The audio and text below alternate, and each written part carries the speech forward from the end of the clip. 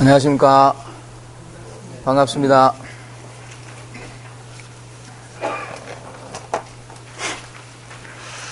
그동안에도 잘 지내셨습니까? 감사합니다. 날씨가 많이 추워졌습니다. 갑자기 겨울이 온 것 같은데 내일은 또 더 많이 춥다고 예보가 되어 있는데 늘 건강 조심하시기 바랍니다. 오늘도 바깥 날씨는 춥지만 마음은 뜨겁게 하여 노자 선생님의 말씀을 따라가면서 우리 안에 어떤 삶의 진실을 발견하는 자기 자신으로부터의 공부, 내면으로부터의 배움, 그 길을 즐겁게 한번 가보십시다. 내어드린 프린트물 오늘은 도덕경 31장입니다. 같이 한번 읽어보겠습니다.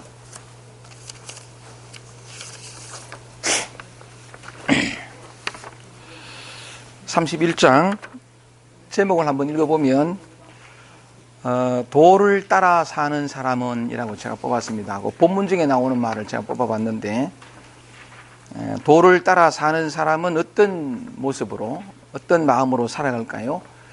본문을 한번 읽어보겠습니다. 지난 시간에도 노자는 전쟁에 관한 얘기를 했는데, 지난 시간에 이어서 이번 시간에도 전쟁에 관한 얘기를 합니다. 전쟁에 관한 얘기를 통해 가지고 내면으로 들어가는 아름다운 장입니다. 이런 얘기가 곧잘 나오는 것은 노자가 살던 시대가 춘추 시대 말기니까 늘 전쟁이 있던 시대예요. 그래서 그 시대적 얘기를 하면서 인간의 본질로 들어가는 그 당시의 상황을 얘기하면서 영원히 변치 않는 그 무엇으로 들어가는 늘 한결같은 것을 보고 있고 주목하고 있는 노자의 그 마음이 또한 이렇게 우러나는 그런 장입니다. 본문을 한번 읽어보겠습니다. 부가병자, 이 부자가 바르사 부자인데 대저, 말을 시작할 때 대저라고 해주었고, 가병, 요 가자가 아름다울 가자입니다. 직역을 하면 대저 아름다운 무기, 아주 날카로운 무기, 훌륭한 무기라는 것은 불상직이라, 요 상스러울 상자인데, 상스럽다는 것은 좋다, 징조가 좋다, 조짐이 좋다, 상스럽다, 좋은 징조를 얘기하는 거죠. 부가병자 불상직이라, 대저 아름다운 무기라는 것도 상스럽지 못한 기물이다 이렇게 되어 있는데, 저는 조금 이렇게 번역을 해서 아무리 훌륭한 무기라 하더라도 그것은 상스럽지 못한 물건이라. 그렇죠. 무기라는 건 어차피 이렇게 남을 그러니까 멸한다는가, 남을 죽이고 자기를 지키려는 것이니까, 그게 이제 사용되는 무기니까 아무리 훌륭한 무기라 하더라도 그것은 상스럽지 못한 물건이다. 그러니까 물혹오지라, 물혹악지라 읽지 않고 이거는 미워할 노자, 싫어할 노자 써서 물혹오지라, 만물은 그것을 싫어한다, 혹은 도는 그것을 싫어한다. 고 유도자 불처라, 그러므로 도 있는 사람은 거기에 처하지 않는다. 그런 것을 쓰지 않는다는 거죠. 군자 거적 귀자하고, 군자는 그할 때에는 귀자, 왼쪽을 귀하게 여기고, 용병적 귀우라, 군사를 들었을 때는, 무기를 들을 때에는 오른쪽을 귀하게 여긴다. 이 말이 무슨 말이냐면, 옛날에 그 방이라는 게 그렇게 되면 여기가 북쪽이고, 그 다음에 여기가 북쪽에서 왼쪽이 동쪽이잖아요, 그죠? 동쪽이고, 그 다음에 남쪽이고, 북쪽에서 봤을 때의 오른쪽이 서쪽입니다. 그렇게 되는데, 북쪽에 임금이 앉아요. 용좌가 북쪽에 있습니다. 그래서 동대문, 서대문, 남대문이 있어도 북대문 가는 건 없거든요. 그러니까 임금 있는 자리는 문을 만들지 않는데, 임금이 앉는 자리, 그 북쪽에서 용좌에 이렇게 앉으면 정남면하게 되어 있습니다. 남쪽을 향하게 되어 있죠. 그 임금 자리에서 왼쪽이, 여기 동쪽이 뭐냐면 왼쪽이잖아요, 그죠? 왼쪽이 동쪽이 되고, 임금 자리에 있어서 오른쪽이 서쪽이 됩니다, 그죠? 그런데 이렇게 보면 왼쪽인데 이게 동쪽이잖아요. 동쪽은 뭐냐면 해가 뜨고 태양이 생명이 탄생하는 아주 밝은 것이에요. 그래서 요 왼쪽이 뭐냐면 양이 되고 양이 되고, 서쪽은 뭐냐면 해가 지는 쪽이에요. 그죠?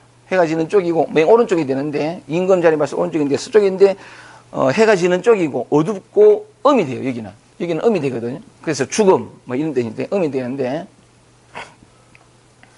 이렇게 봤을 때 군자는 거적 귀좌하고 거하고 지난번에 잠깐 말씀드렸으면은 거처라는 게 있죠. 거하고 처하는 거. 거처라는 게 요 거한다는 거 뭐냐면 자기 집안에 고향에 편안히 있을 때를 거한다 그러고 자기 자리에 편안히 있을 때를 하고 처라는 거 뭐냐면 밖에 나와가지고 어디 왔다 갔다 하다가 잠시 임시적으로 머무는 것을 처라 그래요. 그래서 뭐냐면 군자, 거저, 귀자하고 군자는 평상시에는 도를 깨달은 사람 해도 좋고 평상시에는 평화로울 때에는 거저, 귀좌 왼쪽을 귀 여긴다라고 하는 것은 평상시에는 동쪽이고 양이고 생명이고 밝음이고 또 생동이 넘치는 그러니까 군자는 거저 평상시에는 왼쪽을 높이고 그 다음에 용병적 군사를 일으킬 때에는 오른쪽을 귀하게 여긴다는 건 뭐냐면 군사는 전쟁이고 전쟁은 싸움이고 죽음이고 파멸이고 파괴예요. 그렇다 보니까 뭐냐면 그게 서쪽 곧 음을 가리키니까 군사를 쓸 때는 용병적 귀우 군사를 들었을 때에는 오른쪽을 귀하게 여긴다라는 것이 이런 방해에서 비롯되는 거래요. 오케이? 그 뒤에 또 연결되니까 한번 보겠습니다. 군자, 거저, 귀자하고 용병적 귀우라. 군자는 거할 때에는 평상시에는 왼쪽을 귀하게 여기는 이게 동쪽이고 양이니까. 근데 군사를 일으킬 때에는 오른쪽을 귀하게 여긴다. 서쪽이요 죽음을 가리키니까 어둠이죠. 음을 가리키죠. 그리고 또 한 번 셋째 중에서 또 한 번 얘기를 합니다. 앞에 제일 처음에 얘기해놓은 거 또 한 번 더 얘기하는 것이 병자 불상직이라. 이 무기라는 것은 상스럽지 못한 물건이라. 그러므로 비군자직이라. 군자가 쓸 물건이 아니다. 도를 깨친 사람이 이 쓸 물건이 아니라는 거죠. 그런데도 부득이하게 쓸 때가 있다는 거죠.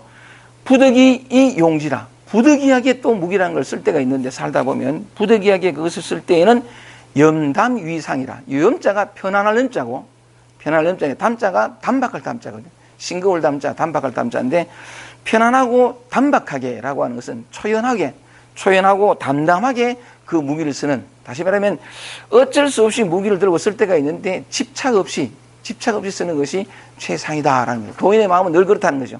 쓸 때는 쓰지만 쓰되 씀이 없는 씀 그런 식인데 집착 없이 씀을 가리킵니다. 염담위상이라. 그리고 또 말합니다. 무기는 상스럽지 못한 물건이다라는 그 주제 그 바탕에서 계속 얘기를 해나가는데 부득이 쓸 때는 집착 없이 쓰라 하고 또 보겠어요. 그 연장선에 또 이어지는 게 넷째 줄입니다. 성의불미. 전쟁을 일으켜서 승리하고도 군자는 뭐냐면 그 무기를 상스럽지 않은 물건으로 알고 있기 때문에 성의불미 승리하고도 그것을 아름답게 여기지 않아요. 군자는 승리하고도 그것을 아름답게 여기지 않는데 이 미지자 그것을 아름답게 여기는 자는 승리한 것을 뭐 대단한 일로 훌륭한 일로 막 이렇게 여기는 자는 시락산이라. 이는 뭐냐면 사람 죽이기를 즐겨하는 자라. 전쟁은 어차피 죽이는 거니까 그 전쟁에 승리한 것을 막 기뻐하고 막 이런 것은 뭐냐면 사람 죽이기를 즐겨하는 자다. 그 다음 보세요. 부락살인자, 대저 사람 죽이기를 즐겨하고 파괴를 즐기는 자치고 불가 덕지어 천하이라. 천하에서 그 뜻을 얻을 수 있는 사람은 없다. 사람 죽이기를 즐겨하면서 그 뜻을 이룰 자는 없다는 얘기죠. 군자는 원래 그런 마음을 가지고 있으니까. 그 다음 또 한 번 더 얘기를 합니다. 길사상좌요. 요 상자가 높일 상자인데 길한 일에서는 왼쪽을 높이고 흉사상우라. 흉한 일에는 오른쪽을 높인다. 이것도 마찬가지죠. 그죠? 길사상좌. 길한 일에는 왼쪽을 높인다는 것은 왼쪽은 동쪽이니까 양이고 흉사에는 그 오른쪽을 높인다는 것은 뭐냐면 서쪽이니까 음이니까 길사, 흉사 이렇게 나눠줍니다. 방위에 따라서. 이렇게 한 다음에 시 편장군 거주하고 이 편장군은 부사는 것을 가리켜요. 치우칠 편자인데 그렇기 때문에 시 편장군 거주하고 편장군이 왼쪽에 거하고 그 다음에 상장군 거우라 총사령관이 오른쪽에 거한다는 거죠. 여기를 한번 봐주세요. 동쪽은 그 양이고 서쪽은 음인데 전쟁을 벌이면 뭐냐면 총사령관이 서쪽에 딱 있고 왼쪽에 오른쪽에 있고 부사령관이 오른쪽에 있다는 거죠. 이게 뭐냐면 이렇게 하는 이유가 전쟁의 하나의 예라고도 할 수 있는 건데 흉사에는 오른쪽을 높인다는 거죠. 그러니까 흉사에서 여기에 총사령관이 있고 그 다음에 양에 부사령관이 있다는 것은 뭐냐면 전쟁을 치를 때에 어차피 이건 죽음과 파괴가 벌어지는 현상이니까 총사령관을 이 음의 자리에 둔다는 거죠. 그렇게 하는 이유가 뭐냐면 그 다음 보세요. 그 다음 보면 시 편장군 거자하고 상장군 거우라 총사령관을 오른쪽에 두는데 이건 뭐냐면 이런 뜻이다. 이런 말이라는 거죠. 이 상리처지라. 상례로서 전쟁에 임한다는 뜻이라는 거죠. 전쟁을 어쩔 수 없이 치를 때는 치러야 되는데, 그거 뭐냐면 많은 사람들이 죽는 파괴가 이런, 그러니까 이것은 뭐냐면 전쟁을 벌여가지고 설랑은 남을 파괴하고 저들을 죽이고 더 많은 사람을 죽여서 더 영토를 없애가지고 우리가 승리하는, 이게 아니고 도를 아는 군자의 어떤 그런 마음은 뭐냐면, 어차피 전쟁을 벌이는데 이거 뭐냐면 누가 이기고 지느냐의 문제가 아니라 상례로서 누가 돌아가셨을 때 이 슬피우는 그런 상례로서 전쟁을 임하는 그 마음을 오른쪽에 총사령관, 왼쪽에 부장군을 두는, 그러니까 부사령관을 두는 어떤 그런 마음이라는 거죠. 그러니까 이런 마음이 참 좋습니다. 처음부터 그런 얘기 하잖아요. 노자는, 그죠? 무기는 상스럽지 못한 물건이다. 어쩔 수 없을 때는 뭐 이렇게 하는 게, 이런 어떤 그 방위에 따라서 총사령관과 부사령관의 위치를 달리하는 것도 전쟁을 임하는, 상례로서 전쟁을 임하는 그 마음. 나도 없고 남도 없고 적도 없고 아군도 없고 어둠도 없고 이름도 없는, 근데 어쨌든 큰 상실과 죽음을 오는, 그래서 전쟁을 임하면서도 그 상례로서 하는 그 마음, 그 어떤 그 마음이 이렇게 느껴집니다. 맨 마지막 줄 한번 보세요. 살인지 중, 사람 죽임이 많다는 거죠. 살인지 중 사람 죽임이 많으니 뭐냐면 이 비에 엎지라 비통한 마음으로 업을 하는 것이다. 전쟁은 승리해서도 사람 죽임이 많으니 비통한 마음으로, 애통하고 슬픈 마음으로 우는 것이다. 비통한 마음으로 업을 하는 것이다. 그리고 전성에서 승리하고 나면, 전쟁에 승리하고 나면 이 상례 처지라, 상례로서 상례를 가지고 그 전쟁을 마무리해야 한다. 마무리한다는 거죠. 이제 요걸 이제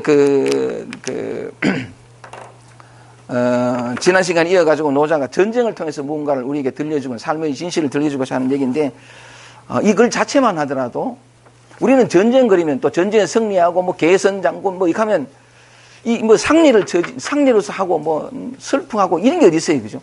쾌구하고 얼마나 많은 사람을 죽였느냐, 얼마나 많은 사람들을 짓밟았느냐, 얼마나 많은 문화를 파괴했느냐, 이건 안중에도 없고 우리가 이겼다, 승리했다, 뭐 이럴 반응인데, 노자는 정반대로 이 마음이 참 뭉클하게 다가온다는 거예요. 전쟁을 상례로서 이렇게 하고, 그 다음 또 뭐냐면, 다 하고 난 다음에도 장사 지내는 마음으로 그렇게 이제 얘기를 하는 건데, 전쟁에 대한 노자의 마음 또는 어떤 이 방위에 있어가지고 상장군, 편장군에 차는 게, 노자가,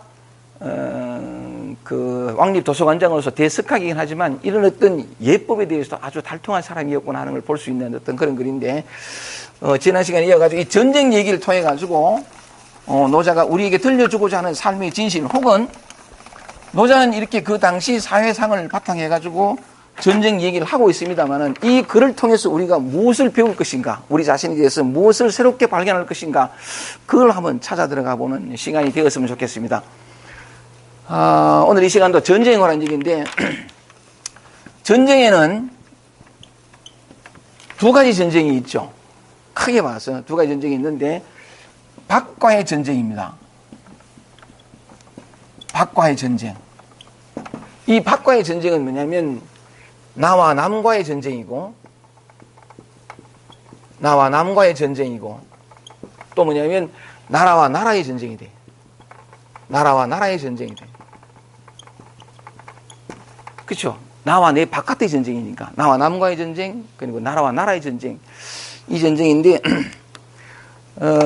전쟁이라는 것 자체가 어쨌든 자인성을 바탕으로 할 수밖에 없는 건데, 삶 속에는 유사이래로 인류 역사가 전쟁의 역사라 할 만큼 그런 역사인데, 어쨌든 이 전쟁은 뭐냐면 나를 지키고 나를 침략해 들어오는, 이 우리나라를 침략해 들어오는 너를 약간 물리치고 또는 너를 죽이고 나를 지키고자 하는, 더 나아가서 너를 완전히 다 없애서 내 영토와 내 삶의 인간 그 영역과 권력을 더 크게 하고자 하는 그 사륙의 어떤 그런 전쟁이죠. 전쟁인데, 거기에는 피도 눈물도 없고, 인류가 참 많은 어떤 그런 아픔들을 가진 약육강식의 사회다. 뭐 그렇게 보통 이렇게 역사를 이해하긴 합니다만은, 그렇게 이해하는 게 밖과의 전쟁이에요. 근데 오늘 우리가 방금 읽은 것처럼 요 노자가 요 31장에서 얘기하는 그 전쟁은 좀 사뭇 다른 느낌으로 다가옵니다. 아까 잠깐 말씀드렸다시피, 첫 시작을 그렇게 하는 거죠. 무기란 상스럽지 못한 물건이다. 이 참 멋있는 얘기예요. 상스럽지 못한 물건이어서 도 있는 자는, 그게 도를 따라 사는 사람은 그렇게 하지 않는다. 군자가 쓸 물건이 아니다. 그렇게 출발하잖아요. 그렇게 출발하는데, 근데 부득이하게 쓸 일이 있다는 거죠. 부득이하게 쓸 때는 집착 없이 쓰는 것이 이렇게 참 좋은 일이다. 그러면서 이런 마음을 가지고 전쟁을 했기 때문에 승리하고도 그것을 아름답게 여기지 않는다는 거죠. 왜냐하면 많은 사람이 죽었으니까. 그런데도 노자의 말을 계속 따라가 보면 승리를 아름답게 여기는 자는 대단하고 훌륭하고 멋진 자고, 그러니까 아주 큰 일을 이룬 것이다라고 여기는 자는 이는 사람 죽이기를 즐겨하는 자라. 이 살인과 파괴를 즐겨하는 자라. 그러니까 살인과 파괴를 즐겨하는 자는 천하에서 그 뜻을 얻을 수가 없다. 노자가 전쟁을 바라보는 시각이죠. 그리고 뭐냐면 편장군이 오른쪽에, 최고 사령관이 오른쪽에, 부사령관이 왼쪽에 처하는 것도 뭐냐면 전쟁을 상례로서 어쩔 수 없지만 슬피, 약간 그런 어떤 상례로서 하는. 그래서 전쟁을 다 끝내고도 뭐냐면 상례로서 마무리하는 어떤 그런 장엄하기까지 한 그런 얘기를 하고 있습니다. 우리가 일반적으로 전쟁을 떠올리면 떡 머리에 떠오르는 그런 이미지하고는 사뭇 다르게 노자의 마음이 뭉클하게 다가오는 어떤 그런 구절인데, 아까 잠깐 말씀드렸다시피 이런 노자의 마음을 보면 나도 없고 남도 없고 적도 없고 아군도 없고 어둠도 없고 이름도 없고, 그죠? 모두가 다 하나가 되어 있는. 근데 어쩔 수 없이 전쟁이 일어났다는 거죠. 치를 수밖에 없지만 아프게 치르는, 어쨌든 어쩔 수 없이 그렇게 치르는, 비록 그냥 싸움과 전쟁과 파괴와 상실이 있지만 전체를 하나로 보는 어떤 그런 통찰, 깊은 어떤 이해, 그런 것들이 깔려있는 느낌이 듭니다. 근데 문득 이걸 읽으니까 그 영화 한 편이 떠올라요. 혹시 여러분들 그 영화 보셨는지 모르겠는데, 늑대와 춤을 하는 영화 보셨어요? 그 나도 참 진짜 묻고, 멜 깁슨이 주연이 있는 그 영화인데, 늑대와 춤을. 아주 오래된 얘기인데, 그 영화에서 보면, 약간 뭐 다른 얘기 다 빼고 전쟁에 관한 얘기를 보더라도, 인디언들이 자기네들이 먹을 것을 얻기 위해서 물소 사냥을 나갈 때가 있잖아요. 물소 사냥을 나가는데, 그들은 뭐냐면 물소 사냥을 나가기 전에 자기들이 먹이가 되기 위해서 희생이 되어야 되는 그런 물소들을 위한 제사를 먼저 지내잖아요. 그러니까 사냥을 나가기 전에 탁 모여 앉아가지고 살랑하게 애가 이러면서. 근데 왜 제사 지내냐면, 우리가 살기 위해서 저들이 죽어야 되는 그 물소들의 영혼들을 위한 막 제사를 지내요. 제사를 지내고 막 이러고, 그걸 감동을 받은 게 늑대와 춤은이라는 이름을 가진 그 멜 깁슨이 그 인디언 마을에 가가지고 백인들에게서는 절대로 있을 수 없는, 인간과 동물이 하나가 되고 자연과 모든 것이 하나가 되어 있는 그 깊은 이해, 인식이죠. 인간의 어떤 그 여러 가지 그 인류 중에서, 아주 역사상 인류 중에서 가장 수승한 영적인 어떤 존재들이 인디언이 아니었던가 싶거든요. 참 온통 하나가 되어 있는 어떤 그런 건데, 그렇게 해서 이제 이렇게 그 영혼들을 위한 제사를 지내고 난 다음에 사냥을 가잖아요. 물론 멜 깁슨 주인도 따라갑니다만 가보는데, 한참 사냥을 가는데 정말 참혹한 장면이 하나 나오잖아요. 무수히 많은 물소들이 죽어 있는 거예요. 다 죽어 있는데, 어마어마하게 많은 들판에 물소들이 다 죽어 있는데, 왜 죽었냐 하니까 백인들이 총을 쏴가지고 이 물소, 이 뿔을 얻으려고 무자비하게 다 죽여가지고 요것만 피해간 그 처참한 광경을 이 백인이 따라가면서, 정말 미안하고, 백인들에게 미안하고, 자연에 미안하고, 생명에 미안하고, 우주의 섭리에 미안한, 이게 백인이었던가, 이게 문명이었던가, 이게 인류였던가 하는 어떤 굉장히 복잡한 심정을 이렇게 가는 장면이 나오는데, 참 마음이 아팠어요. 다 같이 가면서 그 처참한 광경을 지나가는 인디언들도 참 가슴 아픈 심정으로 가거든요. 저들도 생명이고 우리의 친구고 저들이 있기에 우리가 있는데, 저들을 죽여야 내가 있다라고 하는 그 무지방면, 그러니까 그 무지, 그 백인들의 무지, 그리고 그 문명의 어떤 잔혹성, 그걸 참 가슴 아프게 이렇게 하는데, 어쨌든 그래가지고서는 물소 그 사냥을 해서 자기네들이 먹을 만큼만 하거든요. 절대로 인디언들은 저장하거나 더 많이 그거 없어요. 자기들이 먹을 만큼만 사냥을 해요. 사냥을 해가 오는데, 사냥을 해가 와가지고 돌아와서도 자기네들을 위한 그 전날 제사는 뭐냐면, 어느 물소가 죽을지 모르니까 죽을 어떤 영혼들을 위해 제사 지냈고, 사냥하고 와가지고는 또 잡혀 죽은 자기네들을 위해서 먹이로 희생된 그 영들을 위한 또 제사를 지내요. 막 이렇게 제사를 지내는데, 그 인디언들의 마음에도 나와 남이 없고 인간과 동물이 없고 모두가 하나의 벗이요 친구요 생명이요, 그 근원적인 이해가, 그 깊은 삶에 대한 존재에 대한 통찰이 이 세계에 대한 진실에 대한 통찰이 깔려있는 그런 장면이거든. 혹시 여러분들 시애틀 추장의 편지 기억하세요? 그 시애틀 추장의 편지도,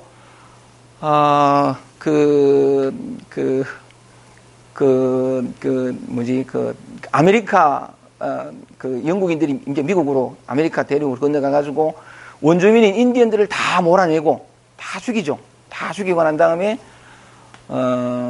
미국을 건설하게 되는 처음에 그 역사에 관한 얘기인데, 이 인디언들은 뭐냐면, 그러니까 자기 나라의 땅에서 그냥, 사냥하면서 이렇게 살아가던 그저 활과 화살만 있던 그런 부족을 총과 이 대포를 가지고 백인들이 와서 다 이제 점령을 해버리는데, 다 점령을 하다가 마지막으로 그 시애틀이라는 그 땅을 이제 공격만 하면 되는 거예요. 미국을 다 이제, 아메리카 그 본토를 다 얻게 되는 거니까. 그러니까 공격하면 되는데, 그 당시 약간 그 미국 대통령이, 이름 잘 모르겠습니다. 그 대통령이 다 죽여야 되니까, 먼저 이렇게 편지를 보내는 거죠.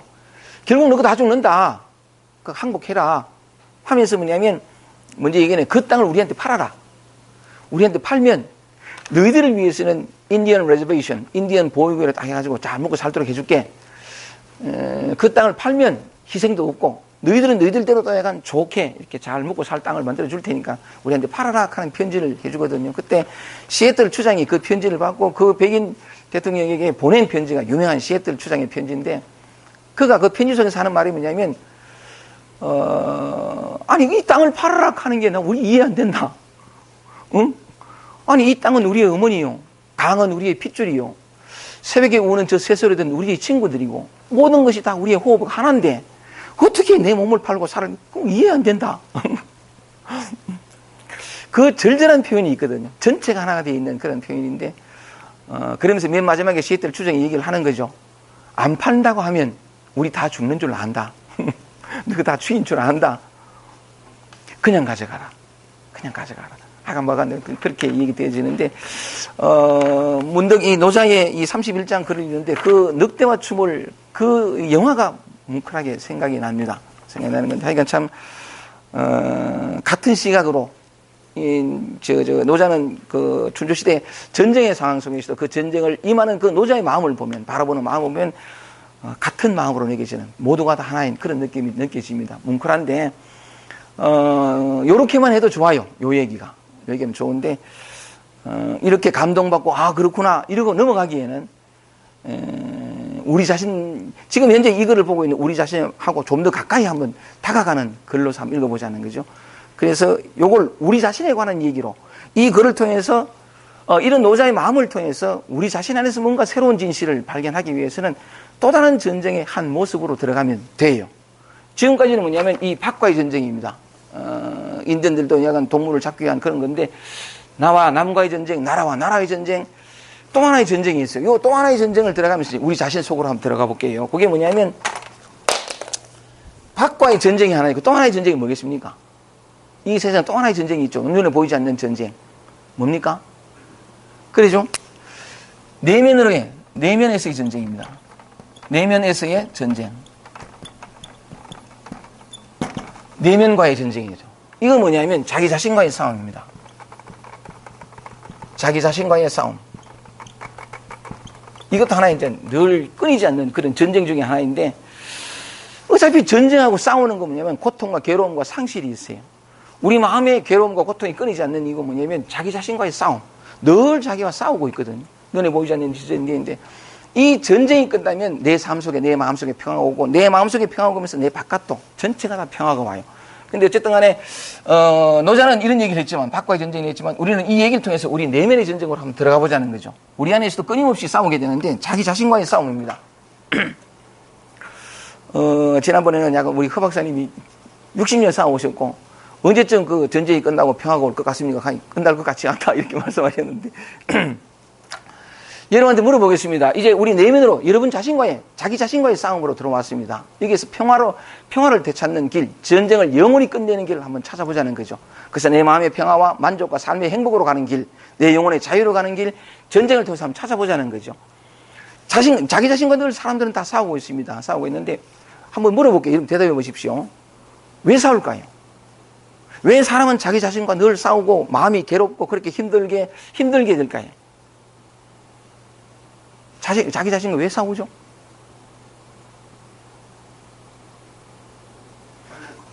행복하려고. 예? 만족하려고. 자, 한번 보겠습니다. 행복하려고. 그 다음에 만족하려고.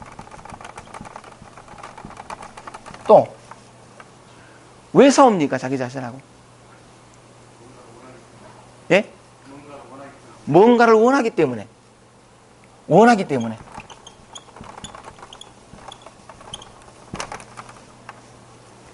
또 여러 가지 말이 있을 수 있겠죠. 왜 자기 자신과 싸웁니까? 맨 같은 이런 맥락인데, 요 얘기를 그대로 다른 각도로 한번 볼게요. 행복하려고, 만족하려고, 원하기 때문에, 뭔가를 원하기 때문인데, 요 말은 그대로 딱 뒤집으면, 지금 행복하지 않다는 거잖아요. 행복하지 않고, 그 다음에 불만족스럽고, 그죠? 그 다음에 뭐냐면, 이 원하는 게 이루어져 있지 않아.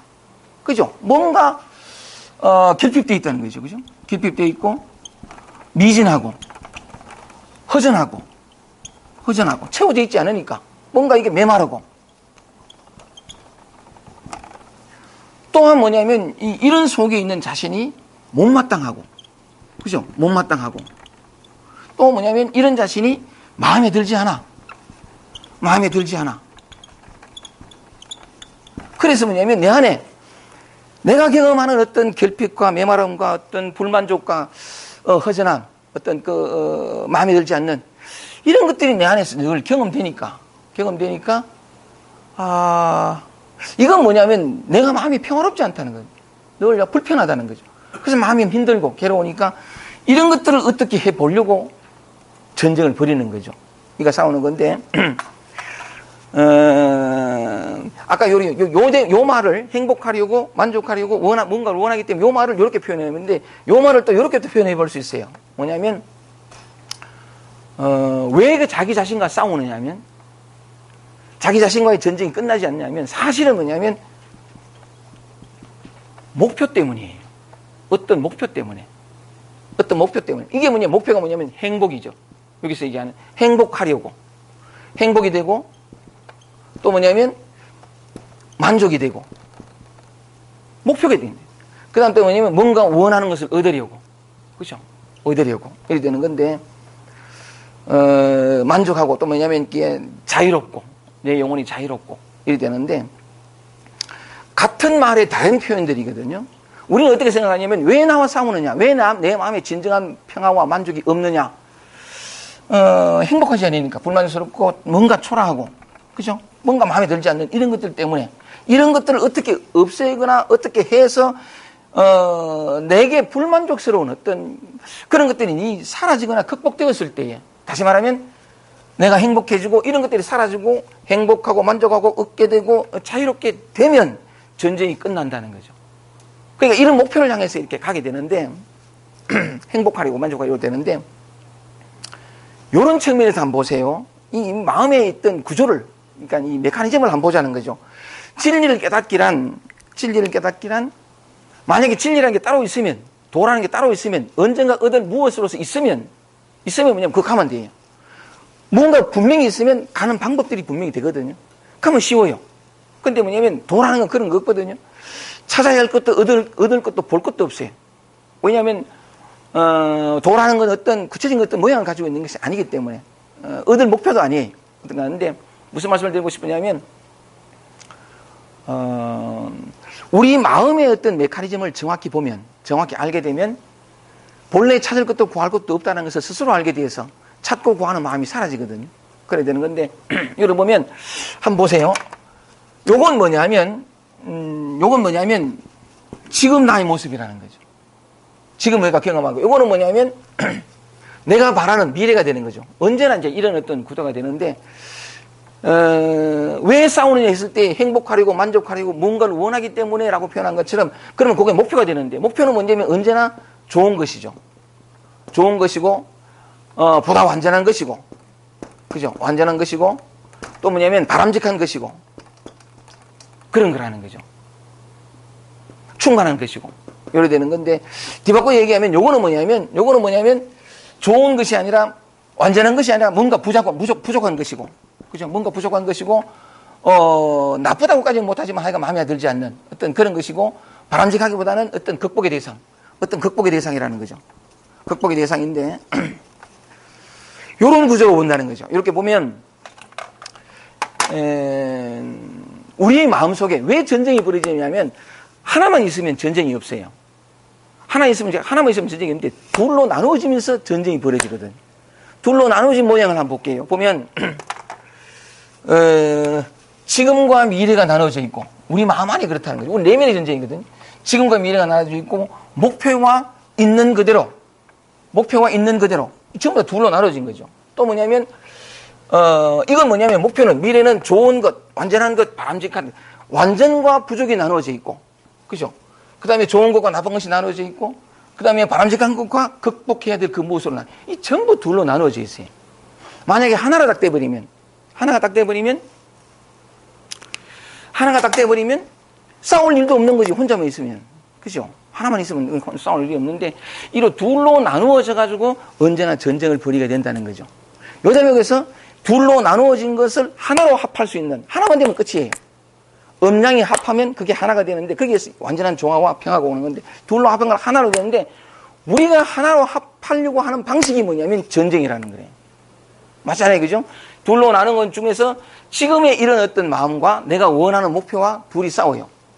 싸우는데 우리는 어디에서 가 있냐면 지금은 어쨌든 간에 뭔가 부족하고 불편한 것이니까 이건 극복의 대상이라 싸워 죽일 대상이라 싸워서 나를 힘들게 하고 괴롭게 하고 메말하게 하는 모든 어떤 요소들이 다 사라지는 이 사라지게 하는 방식이 뭐냐면 이걸 없애려고 하는 닦으려고 하고 어떤 고치려고 하고 통제하려고 하고 어떻게 해서 그러니까 우리가 이 둘을 하나로 만드는 방식은 뭐냐면 지금 이것을 어떻게 닦고 수련하고 어떻게 없애가지고 그 다음에 내가 목표로 하는 이것이 될 때 뒤바뀌게 하면 지금의 모습이 완전히 극복되고 미래에 가게 될 때 이건 둘이가 하나가 되는 거니까 하나가 되니까 비로소 뭐냐면 완전한 행복 내가 행복하려고 만족하려고 뭔가를 원하는 걸 얻고 싶어서 했던 목표가 이루어지니까 삶은 완성되고 나는 따라서 이 태어난 어떤 삶의 근본 목적을 이루는 육체를 가지고 태어난 어떤 가장 근본적인 보람을 달성하는 나는 깨달은 사람이 되는 일이 되는 거죠.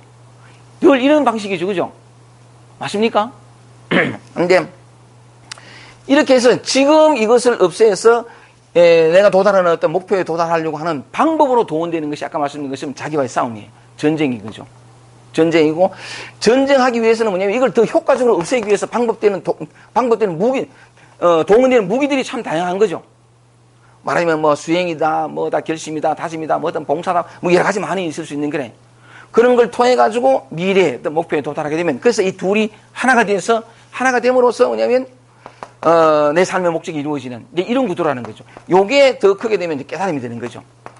자기와의 싸움을 영원히 끝내서 평화를 얻고자 하는 그 궁극적인 어떤 길이 뭐냐면 깨달음이라는 거죠.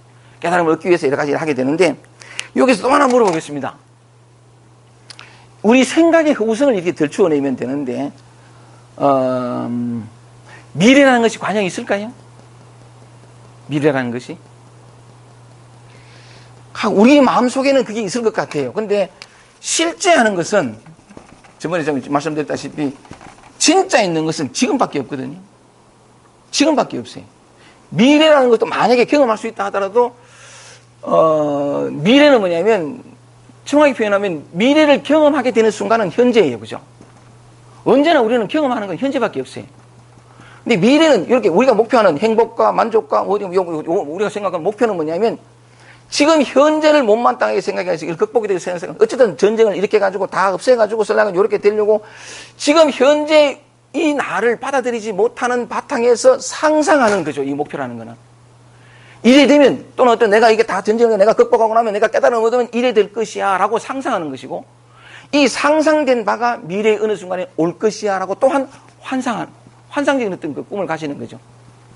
근데 이것이 뭐냐면 이게 허구라는 것이 명백한 이유는 뭐냐면 이런 자기는 극복의 대상을 이기고 이거 뭔가 잘못된 것이고 이거 뭔가 닦아가 수행해가 없애가지고 죽여가지고 이런 것들이 없어졌을 때 이 부족과 결핍과 모자라고 초라한 것들이 다 사라진 것이 완전이고 만족이고 행복이다라는 생각 이것을 거부하고 저항하고 외면하고 부정함으로써 부정을 통해서 머릿속으로 그려진 것이 이런 모습이거든.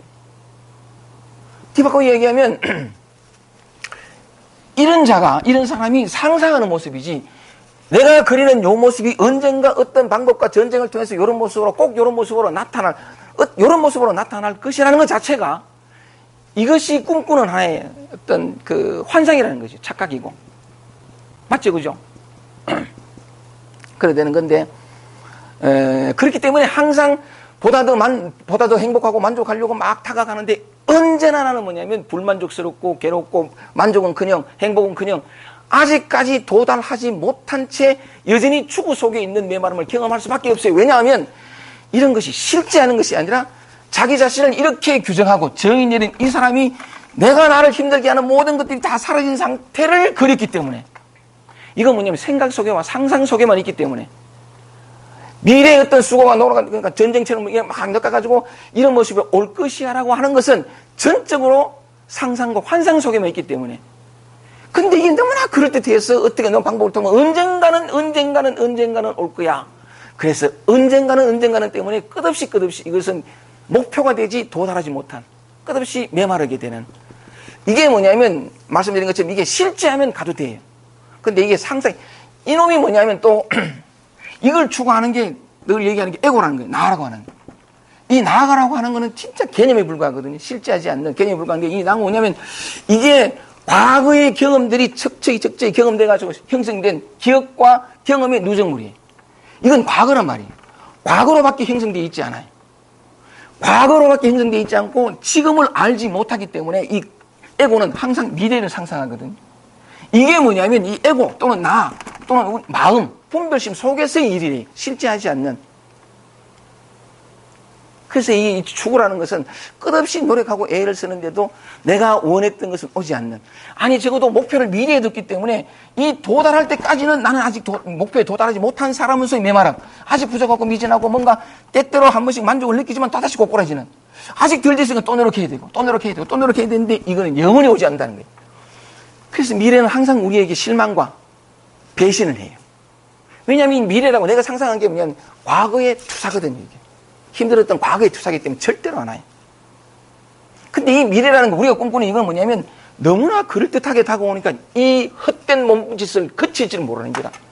이건 한마디도 마음에 안 들고 부족하고 괴롭고 고통스럽고 힘드니까 내가 상상한 이게 다 사라진 조건 분명히 있을 거야 하고 온갖 방법들을 동원하는데, 그러니까 그 구도 자체가, 그림 자체가 너무나 그럴듯하기 때문에 이 허구성을 깨닫지 못하고 계속 여전히 목마른 채로 가끔씩 물 마시 보는데, 야, 좀 더 가면 되겠다. 바로 그런 모양으로 더 목말라지는, 이걸 끝이질 못하는 거래.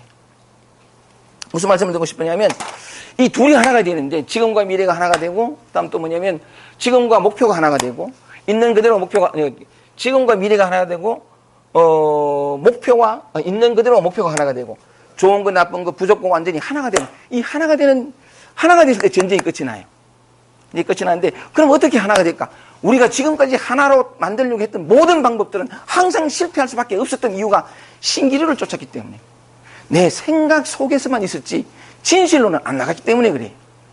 이런 강의가 필요한 것은 뭐냐면 그 생각을 따라가는 것이 아니라 진실을 따라갈 때에 우리는 적각 만날 수 있다는 거죠. 그러니까 진실이 뭐냐? 진실은 너무나 단순해요. 진실이 뭐냐? 지금이거든. 실제 하는 거, 진짜 있는 거, 있을 것, 너무나 있을 것 같은데 사실은 있지 않는. 근데 사실은 있지 않는다고 말을 듣는데 믿고 싶지가 않아. 왜냐면 이거 너무 싫으니까. 그래서 다시 말씀드리면 둘이 하나가 되는 길은 뭐냐면 진실을 따라가면 돼요. 실제로 있는 거, 지금을 따라가면 돼요. 실제로 있는 것이 상상을 이겨요. 그럴 수밖에 없어요. 진실은 너무나 단순한데, 그래서 둘이 하나가 될 수 있는 방법은 오직 지금으로 돌아오는 길밖에 없어요. 그러면 지금으로 어떻게 돌아올까? 지금으로 돌아오는 방법이 있어요. 단순하게. 그게 뭐냐면 만남을 통해서요. 만남을 통해서. 이 대목에서 약간 좀 이렇게 30분, 40분 지나가면서 더군다나 또 온풍기도 나고 또 추운데 오셔가지고 몸이 따뜻해지니까 초롬들이 오시는데 지금으로 돌아오는 이원성이 하나가 되고 음양이 합일이 되는, 그래서 영원한 질적 변화가 일어나는 그 지금으로의 회귀는 만남을 통해서 온다. 이 만남이 구체적으로 뭐냐? 그 얘기 하기 전에 제가 노래부터 한 곡 부탁드립니다. 되겠습니까? 아, 좋습니다. 잠도 좀 깨우고. 감사합니다. 이래 약간 강의도 좀 재밌게 말이지. 옛날에는 이게 시무선언이라 가지고 찬불가 한번 부르고 싶다 해가지고, 도종환 시인의 흔들리지 않고 피는 꽃, 흔들림이 피는 꽃, 그 노래를 불렀습니다만은, 오늘은 찬불가까지는 아니고, 노래하고, 이거 마침 또 총장이 모시. 요런 만남에 대하여. 그래서 지금으로 이 이원성이 해결되고 내 모든 고통과 갈증이 끝나는 근본 힘이 뭐냐면 만남이라는 거죠.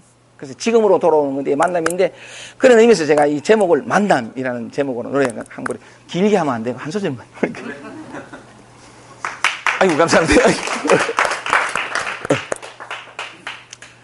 우리 만남은 우연이 아니야.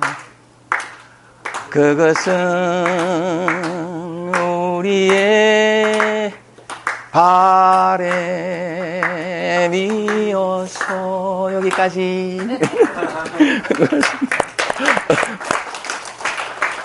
사실은 이런 만남도 우연이 아니죠, 그죠? 우리의 바람이었고 나는 알지 못하나 내 영혼 깊은 곳에서는 알고 있었던 영혼의 진화, 참된 평화를 향한 내 걸음에 어떤 도움을 줄 무언가를 만나고 싶었던 내가 도달하고자 하는 그 자리에 어떤 형태로든 도와주거나 뗏목이 되어질 그 어떤 인연을 우리의 영혼은 알고 있었던 거죠. 그래서 약간 이리 시무선에서 만나고 이렇게 만나는 건데 이 만남도 우연이 아니에요. 사실은 근본 자리에서 보면 모두가 원했던 그런 자리인데 우리가 태어난 것은 사실은 내가 누구인가를 알고 내 영혼의 진화를 위해서 태어났거든요. 뭘 더 많이 가지고 명성을 넣고 그건 삶 속에서 펼쳐지는 하나의 어떤 아름다운 어떤 그런 몸짓이긴 하지만 근본적으로 보면 그런 것을 가지는데 자 다시 얘기 돌아와서 이원성의 합일이 되고 고통과 괴로움이 끝이 나서 내 영혼의 내 존재의 질적인 변화를 일으킬 수 있는 방법은 뭐냐?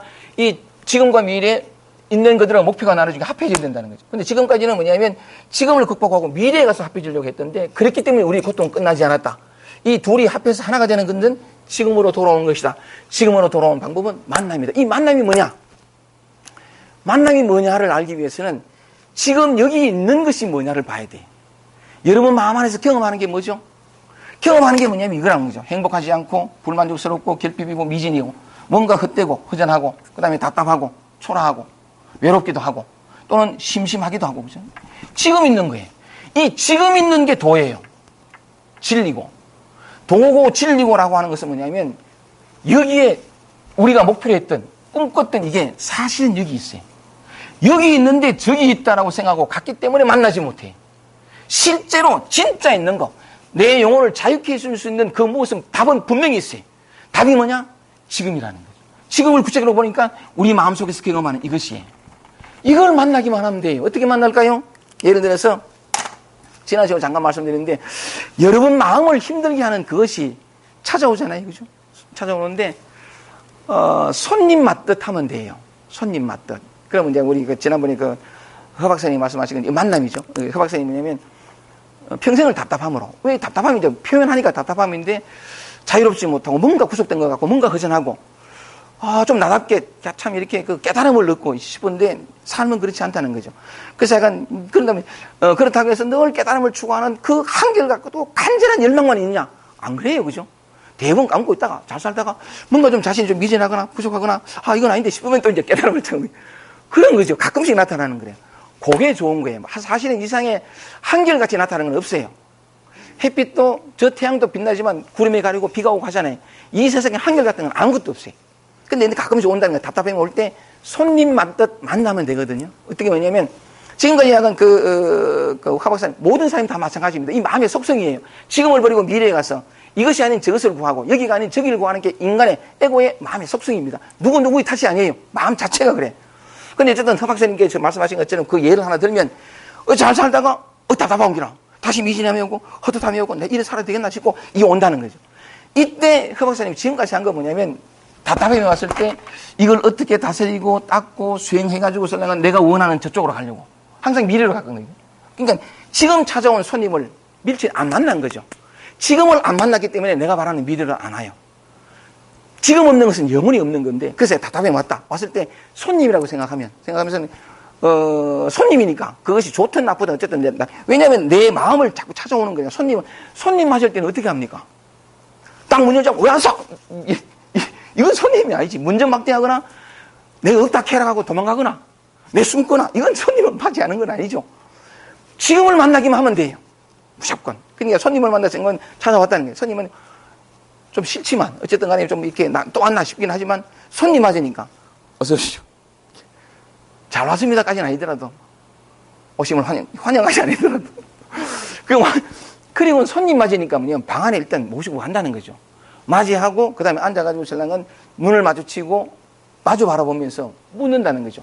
어떤 연유로 오셨습니까? 어떻게 오셨습니까?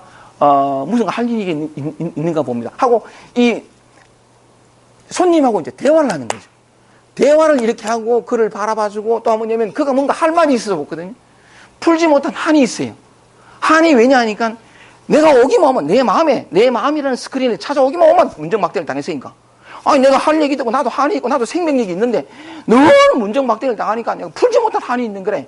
그래가지고 저는 한 번도 나타나기만 하면 잘리고, 그러니까 무기처럼 약간 잘리고 이랬는데, 맞아주니까 야도 약간 마음을 좀 연 거겠지. 그래가지고 신랑이 대화를 하는데, 듣고자 하고, 자기 눈을 빤히 봐주고, 밀치지 않고, 듣고자 하고, 무슨 사연을 얘기해달라 그러고, 그 다음에 이게, 그 얘기하면 이 한도 자기 얘기가 시작하는 거래.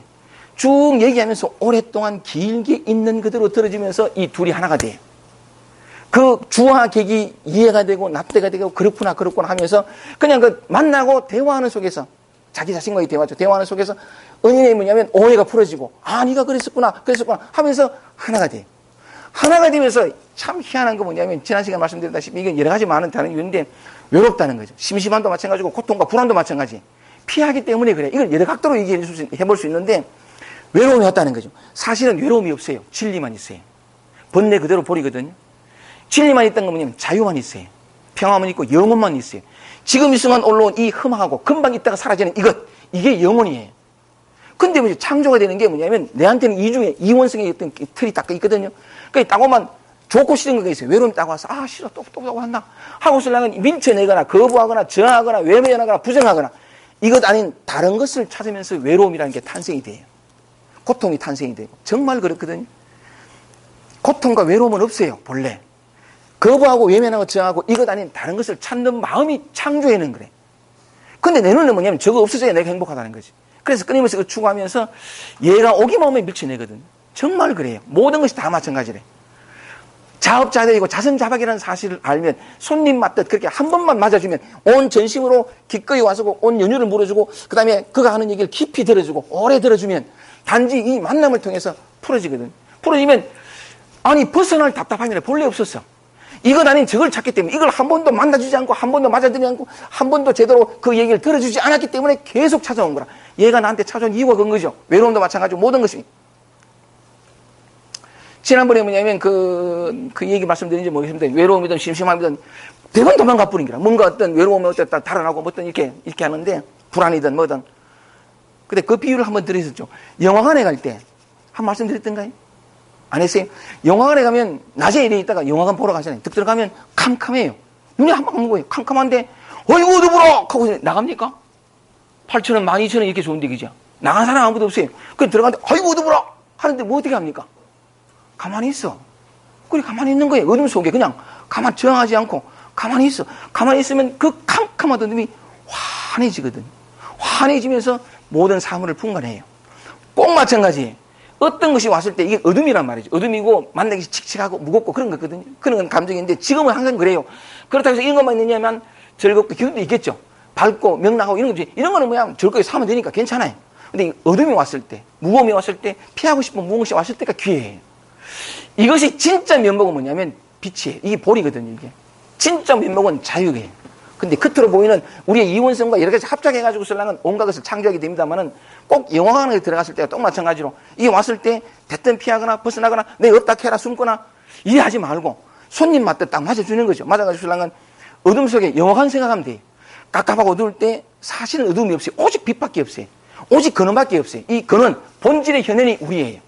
정말 그렇거든요. 그런데 내 현현은 어쨌든 이게 이 둘로 나누어진 내 마음속에는 좋은 거 나쁜 거 빛과 어둠으로 보인다는 거죠. 그래서 이래 봤을 때에 아무것도 꼭 영화관에 들어갔을 때처럼 그대로 맞아주고 있어주고 아무것도 안 해주고 그냥 그 속에 들어가고 함께하고 좀 기다려주고 만나면 돼요. 오래 만나면 우연이 아니야. 만나면 어둠이 본래 없어요. 만나지 않았기 때문에 계속 어둠이 시달려요. 만나보면 피할 때는 나를 해치고 나를 괴롭히고 나의 고통을 주는 것 같아요. 근데 탁 놓고 들어가면 아무것도 아니에요. 그게 바로 나였거든. 바로 나였어요. 낮이 있고 밤이 있고 해가 있고 그게 낮이 있고 밤이 있고 어둠이 있고 빛이 있어야 하루가 되듯이 이게 나의 온전한 모습이에요. 이게 온전함이에요. 음양이 합일되고 좋고 나쁨이 합일되고 원래 합일되어 있어요. 있는데 내가 피했던 거죠. 이건 아니고 저건 기고 그것 때문에 계속 고통스러웠거든요. 한 번만 해보면 돼요. 언제나 영으로 들어가고 진리로 들어갈 수 있는 길은 지금밖에 없어요. 지금을 만났을 때 사라지는 것은 나의 이원성의 사고예요. 진실이 드러나요. 그런데 우리는 뭐냐면 이원성의 사고를 떠나서 지금을 판단하고 평가하고 이렇게 하면서 미래로 갔더니 그 고리를 끊지 못했기 때문에 가장 쉽게 왜냐하면 지금 찾아왔으니까 나를 자유케 해주려고 나를 사랑해 주려고 찾아왔으니까 또 뭔가 할 얘기 있어 왔으니까 정보를 가지고 메시지를 가지고 왔으니까 그냥 가가지고 손님 만나가지고 영화관 생각하면 제일 싫은 것 같아요. 그냥 아무것도 안 하는 게 그냥 그 어둠 속에 숨 막히고 조여들 것 같고 어쩔 수 없는 이게 그냥 있어 보는 거예요. 그래서 있어 보면 구속 속에 들어갔더니 구속이 없고 자유가 있고 결핍 속에 들어갔더니 정말 죽을 것 같았는데 뭐라 그럴까 설명할 수 없는 충만이 거기에 기다리고 있고 정말 맞아요. 원래 둘이 없었어요. 내 생각이 둘을 나눈 거지. 그래서 만나기만 하면 지금으로 돌아오면 원래 전쟁은 끝나 있었어요. 내가 전쟁을 만드는 거죠. 어떤 분별심 혹은 어떤 무지 때문에 어떤 이런 진실에 대한 알지 못함 때문에 그렇게 스스로 만들었거든요. 스스로 만들어 놓고 이게 진실을 생각하고 그게 갇혀가지고 싸우느라고 진짜 나를 한 번도 살지 못했던 건지 혹은 지금 일어난 이것의 소망스러움과 아름다움과 눈부심을 이 어떤 생명성을 이 어떤 뭐라고 설명하지 못한 이 충만성을 우리가 경험하지 못했던 거래. 한 번 돌아오면 돼요. 지금으로 돌아와서 누구를 만난다? 나를 만난다. 내가 늘 피했던 이것을 만나기만 하면 되거든. 그러면 알게 돼요. 그 다음부터는 자유가 와요. 무엇이 와도 다 나라는 걸 알기 때문에. 그러고 나니까 뭐냐면 진리가 뭐냐? 도가 뭐냐? 똥 누고 오줌 누고 어디 있고 밥 먹고 보고 듣고 누고 만지고 이거예요. 그냥 이대로라. 그냥 이대로인데 이래 되면서 이게 육체가 나라고 하는 지금까지 내가 나에 대해서 믿어왔던 정체성도 사라지고 희박해져요. 희박해지면서 이게 개체성이랄까 이것도 희박해지면서 나와 남과의 구별도 사라지고 삶과 죽음 이 하나가 되면 모든 두 개가 하나가 돼요. 한 단추가 열리면 모든 단추가 다 열리거든. 정말 맞아요. 그러면서 두려움도 사라지고 결핍 본래 없어요. 충만밖에 없어요. 근데 때로 살다 보면 결핍 생기거든. 그 속에 들어가면 그 안에 어떤 여백과 정말 든든한 무언가가 있어요. 오늘은 전쟁에 관한 얘기를 했는데 왜 싸우느냐? 둘로 됐기 때문이다. 하나로 원래는 둘이 없는데 생각 속에만 둘이 있는데 하나로 되면 되는데 그 하나는 지금을 버리고 미래를 하는 것이 아니라 지금으로 돌아오면 실제 하는 것이 진짜 있는 것이 승리한다는 거죠. 그래서 지금으로 돌아와서 나를 만나면서 단순히 이 나를 만났는데 정말 많은 배움이 돼요. 발견이 되고 자기가 자기 자신으로부터 배우고 성장해가는 정말 아무것도 아닌 피하려고 달아나고 거부하고 이랬던 것이 단지 돌아서서 한번 마음을 돌이킨 거죠. 이 만났는데 삶을 알게 되고 깊이를 알게 되고 인간을 알게 되고 이 하나의 만남이 모든 의문을 사라지게 만들고 정말 그래요. 이게 하나가 아니거든요. 그 다음 점점 더 많이 알게 되고 빛을 만나게 되고 깊어지고 나를 만난 것뿐인데 너를 만나게 되고 삶을 만나게 되고 충만해요. 아무것도 안 했는데 그저 나는 그냥 나를 만나고 지금으로 돌아왔을 뿐인데 삶과 죽음을 넘어서는 나와 남을 넘어서는 진짜 그걸 경험하게 돼요. 이렇게 소중한 거예요. 그러면서 제가 그 사실을 알았던 노자가 얘기를 합니다. 이제 노자에게 돌아와서 정리를 할게요. 첫 구절이 이렇게 말한다. 아무리 훌륭한 무기라 하더라도 그건 상스럽지 못한 물건이다. 도는 그걸 싫어한다. 그러므로 도 있는 자는 그것을 취하지 않는다. 그것을 취하지 않는다. 보세요. 싸움, 무기라는 게 뭐예요? 나를 죽이고 내가 목표를 원하는 거잖아요. 지금을 버리고 미래로. 이런 부족을 완전으로. 어떤 형태의 무기든 간에 그건 상스럽지 못한 거예요. 그러므로 도 있는 자는 취하지 않는다. 이 사실을 알게 될 때까지는 어쨌든 그랬는데 이 사실을 안 사람은 무기가 다 사라져요. 본래 무기라는 게 필요 없었으니까. 맞죠? 싸울 게 없지, 그죠? 싸우려면 막 놈이 사라질 뿐인데 뭘 싸울 대상이 어디 있어? 근데 예전에는 싸우려고 했던 저놈이 영 안 나타나느냐? 나타나요. 나타나는데 옛날에는 싸울 적이 없고, 저 때문에 내가 고통을 주고, 결핍을 주고, 상실을 주고, 파괴를 줬는데, 싸울 놈이 사라졌으니까, 이 오는데, 이게 또 재밌고 즐겁고, 또 만나보면 이 안에서 뭔가 배우고 성장하고, 모든 것은 이 나를 위해 존재하는구나. 정말 멋져요. 이 단 한 번의 지금과의 만남이 영혼을 만나게 되는 어떤 그런 건데, 노자가 돌아와서 무기라는 것은 아무리 훌륭한 무기라도 상스럽지 못한 물건이라 도 있는 자가 차지 않는다. 그 다음에 또 뭘까요? 다른 건 다 남겨두고, 그 다음에 약간, 이기는 것이 아름다운 것이 좋은 것이 아니다. 그런데도 이기는 것을 아름답게 여기는 자는 이건 사람 죽이기를 즐겨하는 자다. 그 다음 또 보세요. 무릇 사람 죽이기를 즐겨하는 자 치고 천하의 그 뜻을 얻는 자는 없다. 이걸 우리 내면으로 갈게요. 이기는 게 아름다운 일이 아닌데 우리는 이기려고 하거든요. 부족을 이기고 길핍을 이기고 뭐만 다 이기는. 다 죽여가지고 그래 간다는 거죠. 근데 이기는 것이 좋은 일이 아름다운 일이 아닌데 이기는 것을 즐기는 자는, 이걸 좋다 이기는 자는 뭡니까? 아름다운 일이 아니건만 그것을 아름답게 여기는 사람 죽이기를 즐겨하는 자라. 사람이 뭐냐? 내 내면의 사람. 이걸 다 죽이려고. 다 파괴하고. 다 파괴해서 우리는 그렇게 가려고 한다는 거죠. 근데 노자는 말합니다. 무릇 사람 죽이기를 즐겨하는 자는 천하에서 그 뜻을 얻을 자가 없다. 없어요. 그런 측면에서도 그렇고, 그런 측면에서 지난번에 그런 얘기했는데 왜 싸우느냐? 전쟁은 누가 하고 있냐? 아군과 적군이 한다는 거예요. 근데 지난 시간에 그렇게 했잖아요. 적은 본래 없었다. 내가 스스로 적이라 생각했기 때문에 전쟁이 벌어진 거다. 원래 전쟁이 없었다. 그래서 그렇게 이제 지난 시간에 말씀을 드렸었는데, 이번 시간에 뭐냐면 이 둘이 하나가 되는, 그러니까 합일이 되는 그 얘기를 이렇게 해보면 사실은 전쟁이 끝나 있었어요. 싸울 대상이 본래 없었어요. 적이 없었다는 것과 마찬가지로.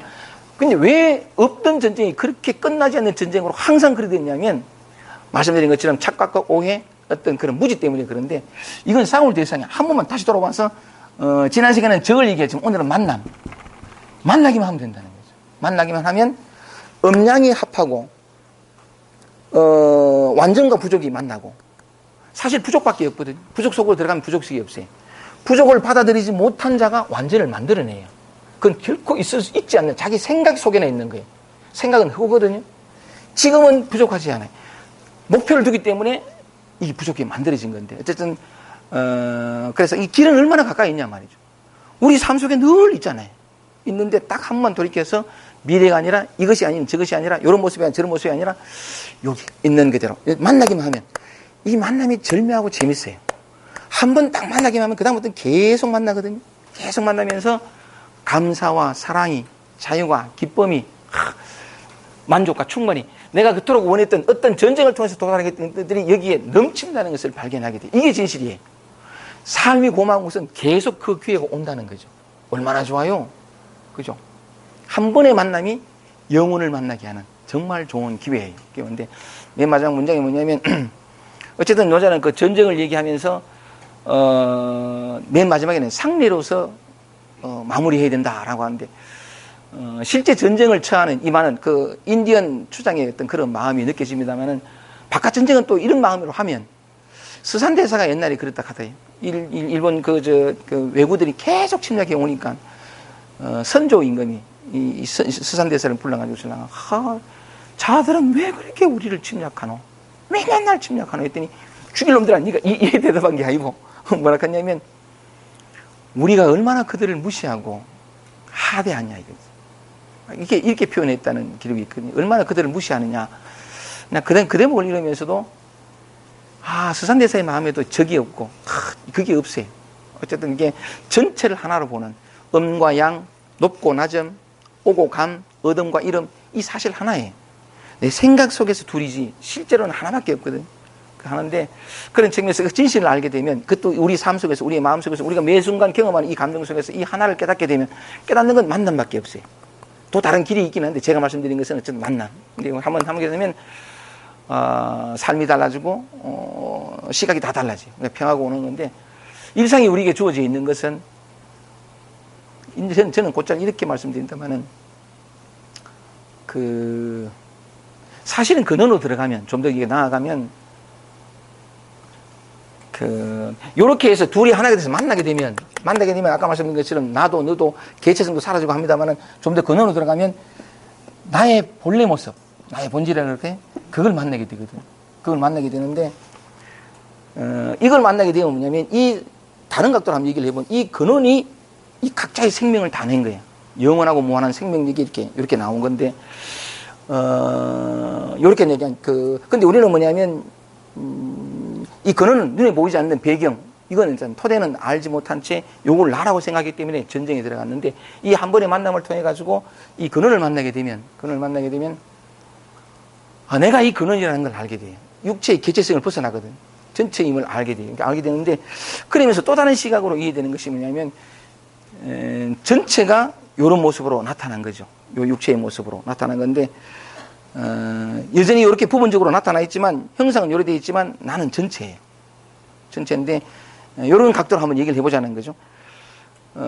본래 전체인 자가 부분으로, 요 육체로 태어난 한계성으로 동일시됐던 거라.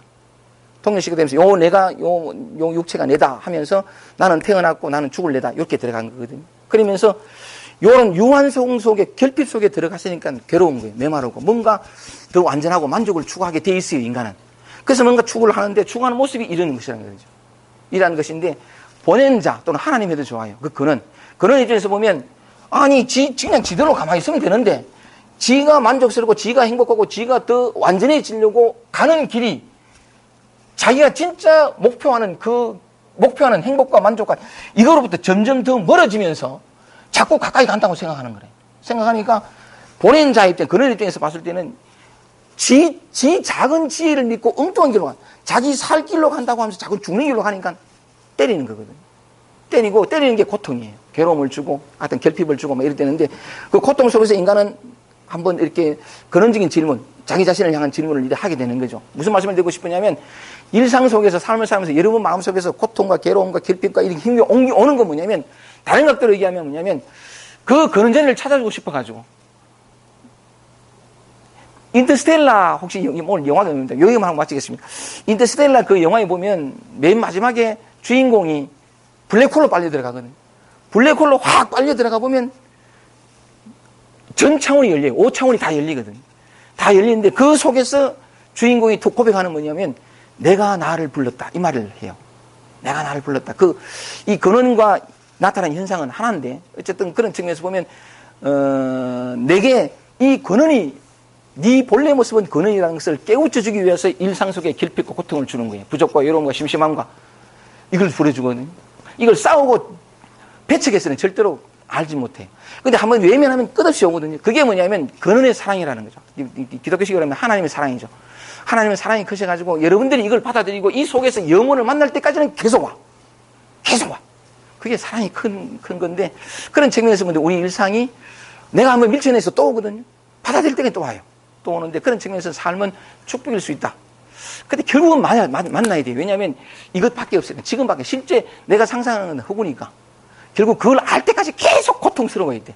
그러다 보면 고통이 깊어져서 만나게 되겠죠. 이걸 계속 가르쳐 주려고 일상 속에서 그런 여러 가지 많은 결핍들이 오는 건데, 그런 측면에서 삶은 참 축복입니다. 한 번 돌이키면, 그래서 이 진실을 만나게 되고 지금으로 돌아와서 온전히 자기 자신을 만나기만 하면, 본래 모든 것이 해결되어 있는 그 진실을 비로소 만나고 다시 찾거나 구할 곳이 없는 영원한 만족 속에서 이 일상을 살아가게 되는, 이 충만이 너무 커서 남들과 나누게 됩니다. 이게 우리 자신의 본질이에요.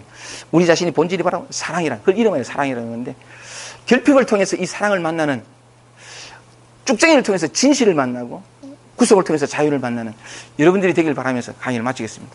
고맙습니다.